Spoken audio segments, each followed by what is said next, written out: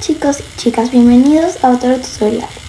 El día de hoy te voy a enseñar a cómo copiar el link o URL de tu canal de YouTube o de alguna otra plataforma en tablet, iPad, teléfono o iPhone.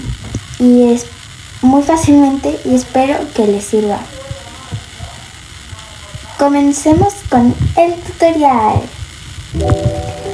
Bueno, yo quiero copiar la URL de mi canal de YouTube.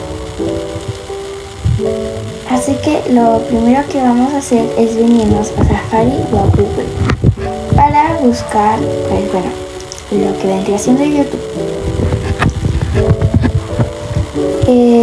Lo que no vayan acá, ok, como yo lo hice, porque acá me equivoqué. Ustedes se tienen que venir a la barrita de acá arriba y van a buscar pues youtube.com o bueno, el lugar al que vayan a ir con el .com,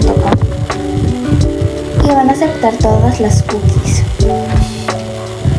Y acá ustedes tienen que acceder a su cuenta de YouTube y le van a dar donde dice Your Channel.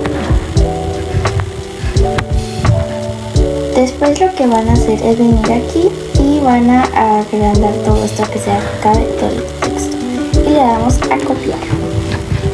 Acá voy a darles un par de cosas que la cosa que yo voy a hacer con mi URL, que es venir a Pinterest, Instagram, si mi cuenta antigua, lo he actualizado.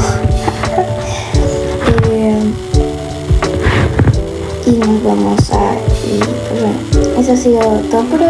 Espero que les sirva, que les haya servido este tutorial.